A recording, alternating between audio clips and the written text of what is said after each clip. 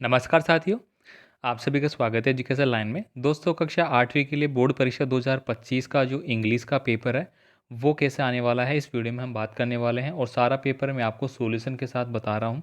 ऐसे ही पेपर आपको एग्ज़ाम में देखने को मिलेगा, इसलिए आप सभी प्रश्नों को अच्छे से देखना और अच्छे से उनकी तैयारी कर लेना। इसके अलावा साथियों, जितने भी पेपर मैं आपको करवा रहा हूँ, सभी की पीडीएफ फाइलें हैं, वो आपको हमारे ऐप पे मिल जाएगी, ठीक है? और इसके अलावा आपको वहाँ पे नोट्स फाइल भी मिल जाएगी और मॉडल पेपर है वो भी मिल जाएंगे। और कक्षा 8वीं के लिए संपूर्ण जितने भी आपके सब्जेक्ट हैं, उनकी टेस्ट सीरीज़ है वो बिल्कुल मुफ्त में आपको वहाँ पे कराई गई है, तो उनको आप ज़रूर दें। ठीक है साथियों, तो चलिए अपन स्टार्ट करते हैं और आज हम इंग्लिश का पेपर है वो सोल्व करने वाले हैं। यहाँ पे कुछ इंपॉर्टेंट दिशा निर्देश है जो कि आपको पढ़ना होगा।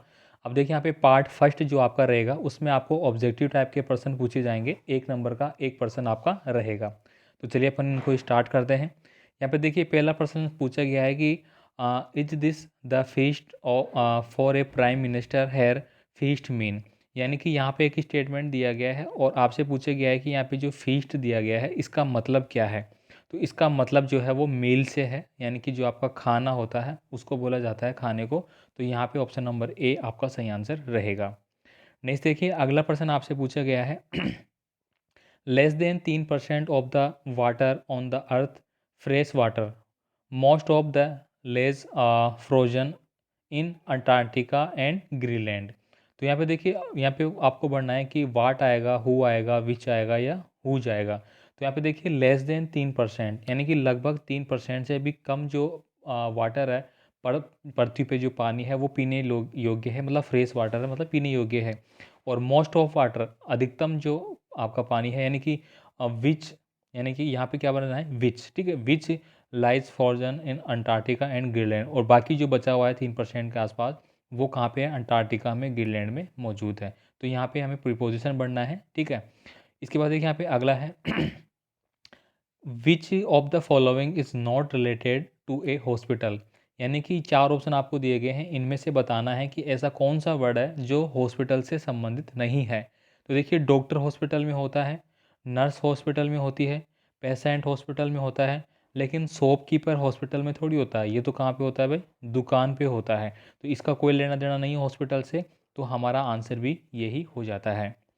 आगे देखिए, यहाँ पे अगला है साथियों, इंग्लिश की और हिंदी की अलग से टेस्ट सीरीज आपको मिलेगी, जिसमें आपको हिंदी के विलोम शब्द, प्रत्यय हो गया, ठीक है, उपसर्ग हो गया, ये सारे हो गए। इसके अलावा इंग्लिश में जितने भी आपके टेंस हो गया, प्रीपोजिशन हो गया, वन वर्ड हो गए, सब्सट्रेशन हो गए, ये सारे आपको वहाँ पे मिल जाएंगे। तो आप उनकी टेस्ट ज़रूर दें। टेस्ट देने से आपको पता लग जाएगा कि कितने % आप कर पा रहे हैं, कौन सा टॉपिक आपको ज़्यादा पढ़ना है। टेस्ट का मतलब यही होता है। अब देखिए, यहाँ पे 4 नंबर का प्रश्न है साथियों, वो आपसे पूछा जा रहा है कि wastage dash dash water should be avoided as far as possible. तो यहाँ पे हमें वही प्रीपोजिशन पूछा गया है। तो यहाँ पे वेस्टेज ऑफ वाटर, देखिए, वाटर के लिए हम ऑन का प्रयोग नहीं करेंगे। ऑन का मतलब क्या होता है, किसी चीज़ के ऊपर के लिए प्रयोग में लेते हैं अपन, ठीक है। टू, टू का यहाँ पे छोड़ो। इसके बाद देखिए, इन का मतलब क्या होता है, अंदर के लिए उपयोग में लेते हैं अपन, बेसिकली बात करें तो। टू दो वाक्यों को जोड़ने का काम करता है। लेकिन यहाँ पे वेस्टेज ऑफ वाटर, यानी कि पानी की बर्बादी, इस प्रकार से बोल सकते हैं अपन। तो यहाँ पे ऑफ का प्रयोग अपन करेंगे, इसलिए यहाँ पे ऑप्शन नंबर बी हमारा सही आंसर रहेगा। आगे देखिए, 5 नंबर का प्रश्न है which of the underline letter have a different sound. आपका ये प्रश्न पूछा जाएगा कि इनमें से 4 ऑप्शन में से ऐसा कौन सा वर्ड है जो कि डिफरेंट साउंड है, यानी उसका जो साउंड है वो क्या हो रहा है, अन्य जो शब्द हैं उनसे अलग है, ठीक है, क्या है, अलग है। तो ये आपको करना होगा। अब आपको इनको करने के लिए देखिए क्या करेंगे, पहला लिखा गया है ब्लड, तो आपने लिखा इस प्रकार से हिंदी में ब्लड। अब देखिए, यहाँ पे क्या लिखा गया है, फूल, तो आपको लिखना है फूल। यहाँ पे लिखा है पूल, तो यहाँ पे पूल लिख लिया। यहाँ पे टूथ है, तो यहाँ पे टूथ लिख लिया आपने। अब देखिए, यहाँ पे पूल, टूथ, फूल, ये सब में एक प्रकार से एक ही प्रकार का स्वर निकल के आ रहा है, लेकिन ब्लड में तो बिल्कुल अलग ही हो गया ना। तो बस ऐसे लिख के आप इनको कर लेंगे, तो ऑप्शन नंबर ए यहाँ पे सही आंसर होता है। आगे देखिए, अगला प्रश्न है कि as you are new in the school, यानी कि आप स्कूल में नए हैं, you dash will with your seniors and roommates, यानी कि जो आपका सीनियर है, रूममेट्स है, उनके हिसाब से आपको यहाँ पे एक सेंटेंस दिया गया है कि देखिए, was behaving, is behaving, should behaving और बिहेवियर्ड, यानी कि आप स्कूल में नए हैं तो आप सीनियर है और जो आपके रूम में रहने वाले हैं पहले से, उनके साथ आपका बर्ताव कैसा रहेगा, ये यहाँ पे पूछ रहा है। ठीक है, तो as you are new in the school, you was behaving या you is behaving. Is behaving का मतलब क्या होगा कि आप कैसे बिहेव कर रहे हैं। आप देखिए यहाँ पे well with your seniors and roommates, यानी रूममेट्स के साथ आपका जो व्यवहार है वो कैसा है, ये से पूछ रहा है कैसा है। ठीक है, आप नए हैं तो उनके साथ आपका व्यवहार कैसा है। तो देखिए बिहेव्ड यानी कि तो सेकंड फॉर्म को इंडिकेट कर रहा है कैसा रहता है, और वाज बिहेविंग कैसा आपका बिहेवियर चल रहा है। ठीक है, तो यहाँ पे वाज बिहेविंग होगा कि कैसा आपका बिहेवियर उनके साथ चल रहा है, यानी कि पास्ट टेंस की बात हो रही है। यहाँ पे पास्ट टेंस की बात क्यों हो रही है, क्योंकि आपसे पूछा जा रहा है दोस्तों के साथ और जो आपके रूम में रहने वाले हैं उनके साथ कैसा बर्ताव चल रहा है। यानी कि मान लीजिए कि आपको 5 दिन हो गया रहते हुए और आप आज आपसे कोई चीज़ पूछ रहा है, तो आप बोलेंगे उसको कि आपका व्यवहार उसके साथ कैसा चल रहा है, स्कूल में आपका कैसा व्यवहार है। तो आप ये बोलेंगे नहीं, हाँ मेरा व्यवहार ऐसा चल रहा है। तो ये जो पास्ट की बात होगी मेरी, ठीक है, प्रेजेंट की नहीं होगी। प्रेजेंट में तो मतलब अपन इसको अलग तरीके से डिफाइन करेंगे। तो यहाँ पे पहले फास्ट के अकॉर्डिंग बात करेंगे तो यहाँ पे वाज बिहेवियरिंग आ जाएगा। देखिए अगला जो पर्सन है यहाँ पे, at this moment sudden source of Joy, तो यहाँ पे आपको क्या करना है, एट दिस मोमेंट यानी कि इस पल की बात हो रही है, तो सडन सोर्स ऑफ जॉय, तो यहाँ पे हैर, हैड, वाज हैड और वर हैड। तो यहाँ पे देखिए एट दिस मोमेंट की बात हुई है, यानी कि प्रेजेंट की बात हो रही है। और अगला वाक्य जो है वो आपसे पूछ रहा है कि सडन यानी suddenly sort of Joy were had.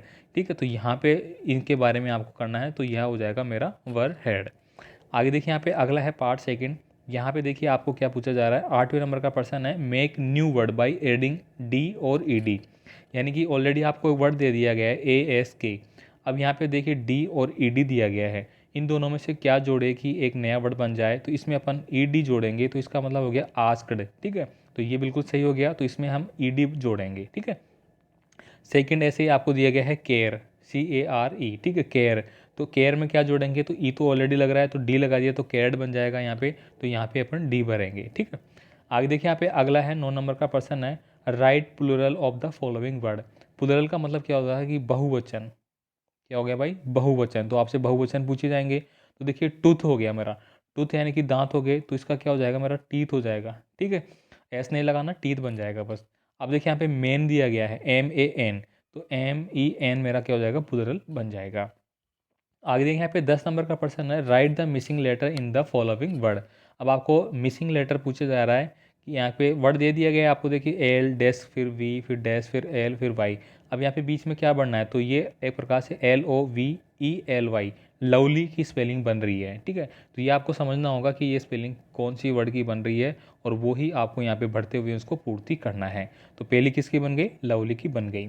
देखिए अगला जो आपसे पूछा जा रहा है, ठीक है, बी खालिस्तान एफ खालिस्तान RE, तो BEFORE, बिफोर, ये किसकी बन गई भाई, बिफोर की। तो यहाँ पे पहले में हमने ई भरा, दूसरे में मैंने ओ भरा, और ये बिफोर की मीनिंग बन गई, और ये मेरा पूरा करेक्ट हो गया। आगे देखिए यहाँ पे identify the word with incorrect spelling and re right the correction. यानी कि दोस्तों यहाँ पे आपको एक सेंटेंस दिया गया है और ये कह रहा है कि यहाँ पे जो मीनिंग है इसको पढ़ते हुए आपको छांटना है कि कौन सी मीनिंग है वो गलत लिखी गई है और उसको सही करके लिखिए। तो देखिए यहाँ पे he gave me 200 rupee notes. अब देखिए यहाँ पे गेव मी जो बोला गया है ये तो गलत लिखी गई है, इस प्रकार से अपन लिखेंगे गिव मी। ठीक है, अब रुपये की जो मीनिंग है वो आपको यहाँ पे गलत लिखी गई है, तो इसको आप रुपये को बिल्कुल सही करेंगे। ठीक है, तो ये दो वर्ड आपने पकड़ लिया कि ये दोनों बिल्कुल गलत लिखे गए हैं, अब इनको आपको सही करके लिखना है। उसके बाद देखिए यहाँ पे अगला है, यहाँ पे बोला drive attentively dash you can reach home safe. यानी कि आपको ड्राइव ड्राइव मतलब क्या है कि गाड़ी है वो आपको एक प्रकार से अटेंटिवली मतलब सेफ तरीके से सुरक्षित तरीके से चलानी है, जिससे कि आप घर पे पहुंच जाए। तो यहाँ पे क्या आएगा आपका सो देट आएगा, तो यहाँ पे आपको क्या पढ़ना है, सो देट, यानी कि drive attentively so that you can reach home safely, ताकि तो आप आराम से घर पहुँच सके। तो यहाँ पे क्या जाएगा, सो देट। ठीक है, आगे देखिए यहाँ पे एक unseen functional mark such a inverted comma, comma, question mark, full stop and capital letter in the following sentence wherever required. यानी कि ये कह रहा है कि यहाँ पे आपको दो लाइनें दी गई है, दो, ठीक है।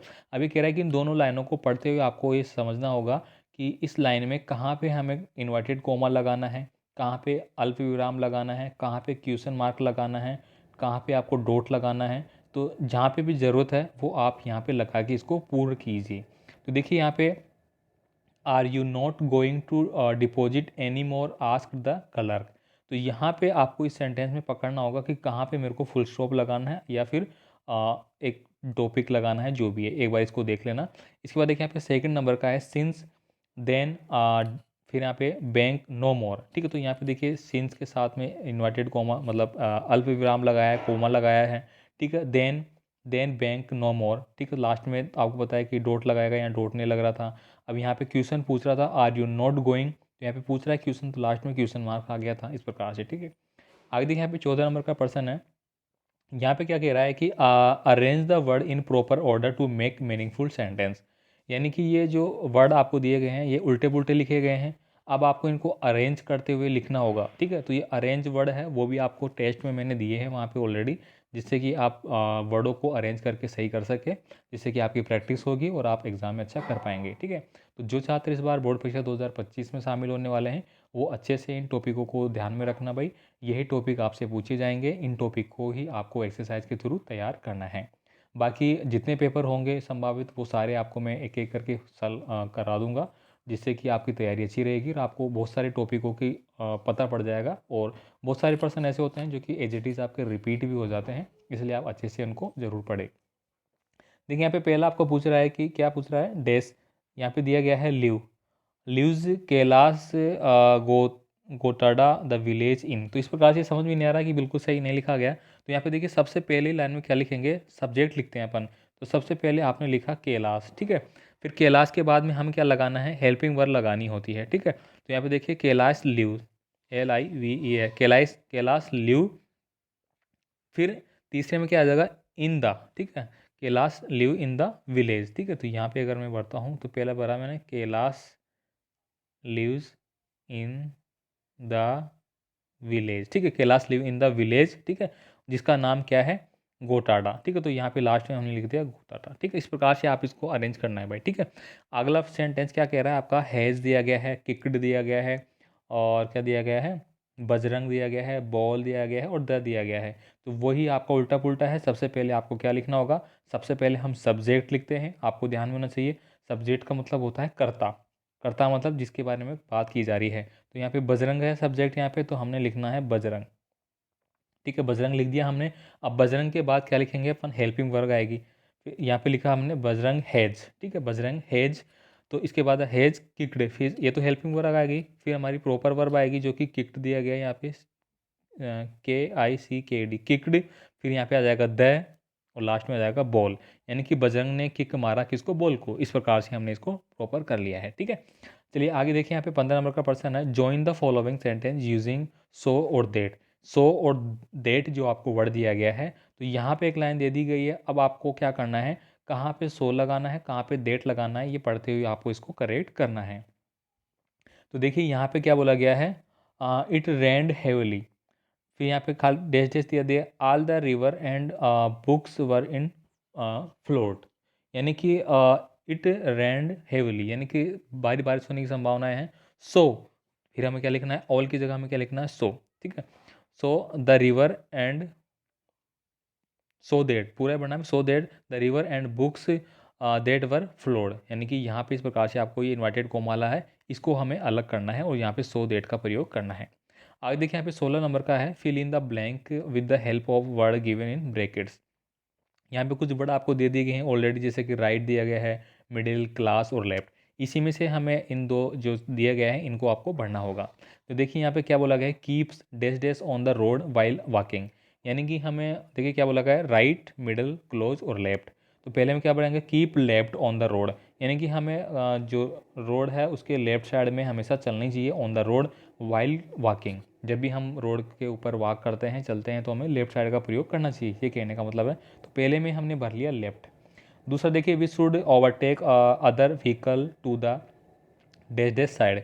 यानी कि इस प्रकार से दो गाड़ियाँ चल रही है तो हमें हमेशा राइट साइड से उनको क्या करना चाहिए, ओवरटेक करना चाहिए। तो यहाँ पे हमें भर देना है RICT, राइट साइड से, ठीक है। तो सेकंड में हमने राइट वाला भर लेना है, ठीक है। चलिए आगे चलते हैं। यहाँ पे पार्ट 4 देखिए। Read the passage carefully and answer the question below. एक पैसेज आपको पूछा जा रहा है, पैसेज हमें पढ़ना है और उनके आंसर देना है। अब देखिए यहाँ पे पैसेज देखिए क्या बोला गया है। To have access to safe water and avoid water crisis in the near future, it's necessary. The correct politics and scheme are made. यानी कि जो भविष्य है में हमें क्या करना चाहिए, पानी को बचाना चाहिए, ठीक है, उसको व्यर्थ नहीं करना चाहिए। और इसके लिए जो है सरकार भी क्या करती है, पॉलिटिक्स एंड स्कीम है, यानी कि योजनाएं बनाई जाती है। इसके बाद देखिए water conservation and its proper management can also be considered as one of the effective step to avoid crises. यानी कि हमें इस प्रकार के कदम उठाने चाहिए जो कि पानी को बर्बादी से रोके। अब देखिए यहाँ पे आगे क्या बोला गया है। India has a long traditional यानी कि ऑफ वाटर हार्वेस्टिंग। यानी कि इंडिया जो है, ट्रेडिशनल का मतलब हो गया कि यहाँ का जो एक प्रकार से बोल सकते हैं रीति रिवाज जो है वो इस प्रकार के हैं कि water harvesting rain water is one of the most effective way to lake or the water cash it. यानी कि जो मोस्टली बात करें, जो बारिश का पानी होता है वो इफ़ेक्ट करता है, यानी कि टेकल द वाटर क्राइसिस, ठीक है। यानी कि कहाँ पे अपन यूज़ करते हैं, ट्रेडिशनल के रूप में इसको पकड़ते हैं। The basic principle to collect the rain water our it's fall. यानी कि बरसात का पानी है, अब बेसिकली हम उसको उपयोग नहीं कर पाते हैं, वो वैसा ही बह के बर्बाद हो जाता है। अब देखिए यूज़ इट, यानी कि इसको कैसे उपयोग करें। यूज़ इट फील इट सीप इनटू द ग्राउंड। यानी कि ग्राउंड में अपन क्या करते हैं, उपयोग नहीं कर पाते हैं तो कुछ कर सकते हैं। मतलब यहाँ पे देखिए in this Rashtrapati Bhavan is leading the way. यानी कि राष्ट्रीय भवन के आसपास दिल्ली की बात की गई है, ठीक है। It is one of the few building, वहाँ पे कुछ बिल्डिंग जो है इन दिल्ली द कंजर्वन रेन वाटर। यानी कि कुछ बिल्डिंग ऐसी है जहाँ पे पानी का क्या किया जाता है, उनको स्टोर किया जाता है। अब देखिए यहाँ पे Aizawl in Mizoram meets most of the water need through roof top harvesting. यानी कि रूफ टॉप का मतलब क्या हो गया कि इस प्रकार से ऊपर क्या कर देते हैं, छतों के ऊपर कुछ इस प्रकार से बना देते हैं ताकि पानी है वो वहाँ पे वेस्ट ना जाए, इकट्ठा हो और किसी नाले के थ्रू है वो एक टैंक में इकट्ठा हो जाए। इस प्रकार की व्यवस्था राजस्थान में भी की जाती है। अब देखिए in 1994 a law was made for the citizen of Chennai making in compulsory for a few building harvest in rain water they wanted क्या बोला, म्यूनसिपल वाटर कंजर्वेशन। यानी कि 1994 इस प्रकार का एक नियम बनाया गया था चेन्नई में, ठीक है, जो कि कंपलसरी था सभी के लिए, उसके पालना करना। कुछ बिल्डिंगें थी फ्यू और harvest rain water if they wanted municipal water conservation. यानी कि वहाँ से जो पानी एकत्रित किया जा रहा था, स्टोरेज किया जा रहा था, वो म्यूनसिपल वाटर कंजर्वेशन कनेक्शन में वहाँ पे उसको सप्लाई भी किया जाता है, यानी कि इकट्ठा करके। इस प्रकार से यहाँ पे पानी की मतलब उपयोगिता बताई गई है। अब देखिए यहाँ पे व्हाट डज़ इंडिया हैव, ठीक है, व्हाट डज़ इंडिया हैव। तो इसमें देखिए आप पढ़ेंगे और उसका आंसर यहाँ पे आपको मिल जाएगा कहाँ पे किस बात की गई है। तो व्हाट डज़ हैव इंडिया, तो पहली लाइन देखिए वाटर हार्वेस्टिंग का बोला गया है। तो यहाँ पे देखिए अगला है which is the building in Delhi that conservation rain water, ठीक है। दिल्ली में कहाँ बोला गया है, तो राष्ट्रपति भवन के लिए बोला गया है।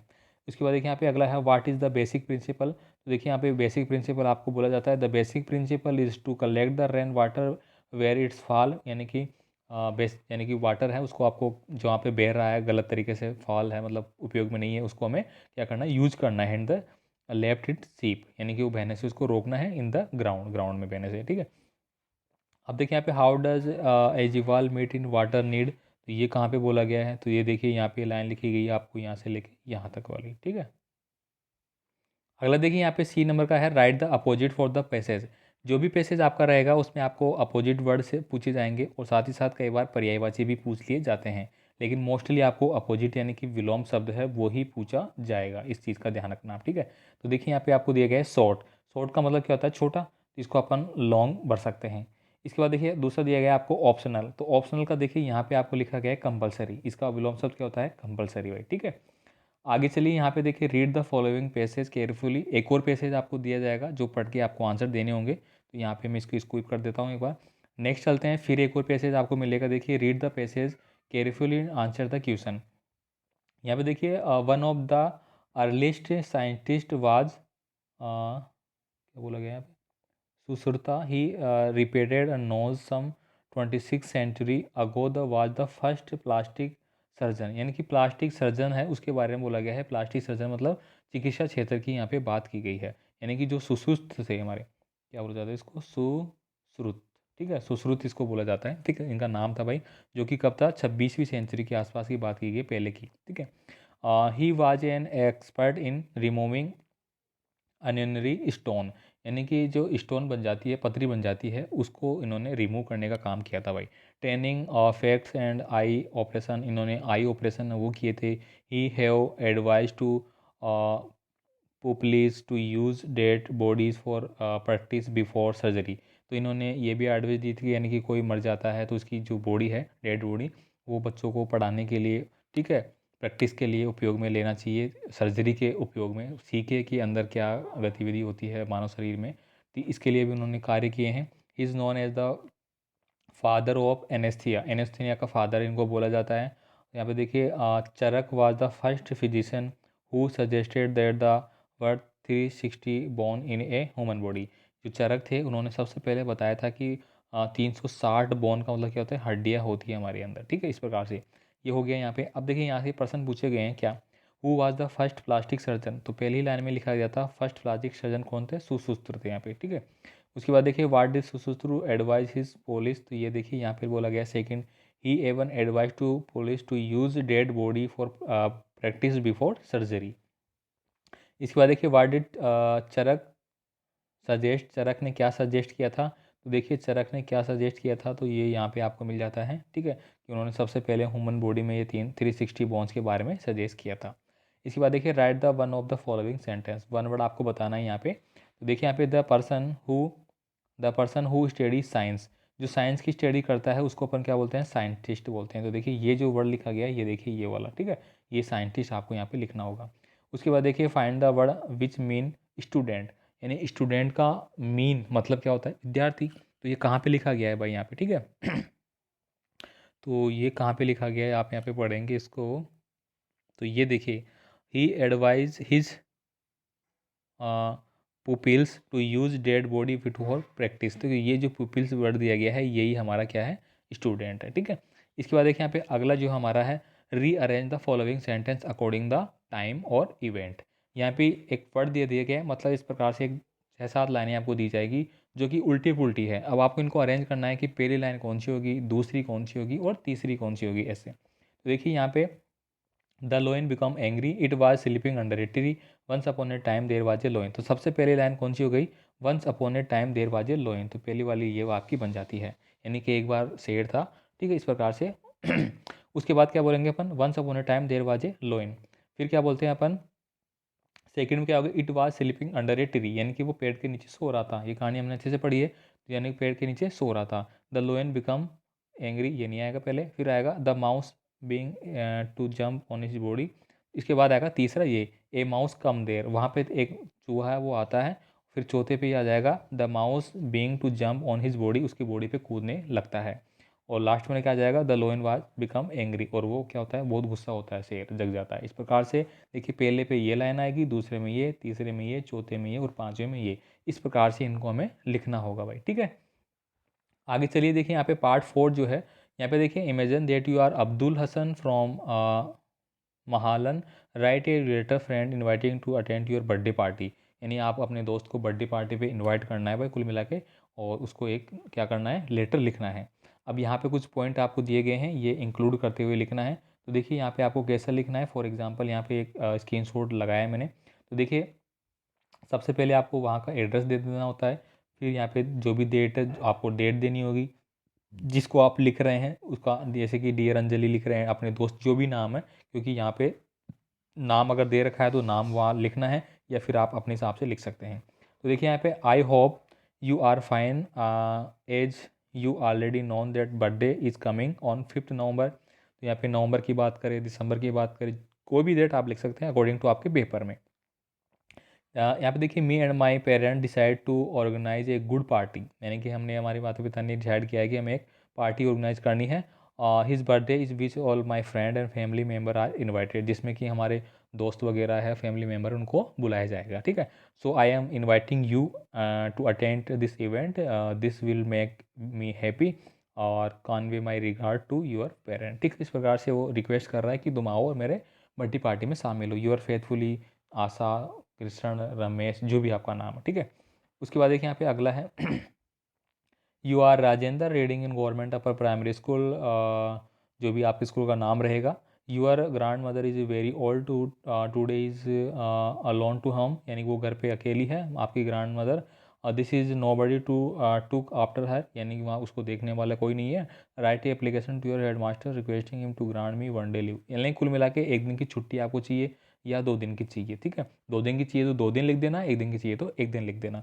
अब लिखना कैसे है तो ये देखिए यहाँ पे, to the head master upper primary school, आपका जो भी स्कूल का नाम है आप लिख देंगे। Application for one day leave, तो यहाँ पे आप यहाँ भी लिख सकते हैं वन डे लीव, ठीक। वन डे लीव लिख सकते हैं। 2 दिन की हो तो यहाँ पे आपने TW2 कर देना भाई, ठीक है सर। फिर यहाँ देखिए I want to say that my grand mother is not feeling well, मेरी ग्रांड मदर जो अच्छी महसूस नहीं करती, मतलब थोड़ी तबीयत ठीक नहीं है। She is suffering from high fever, बुखार है। So there is no one to look after, यानी कि उनको देखने के लिए घर पे कोई नहीं है। काइंडली ग्रांड मी लीव 2 डे, देखिए यहाँ पे 2 दिन बोल दिया गया ना, तो इसको आप 1 दिन भी कर सकते हैं। 1 दिन की चाहिए तो 2 दिन चाहिए तो 2 दिन करना है।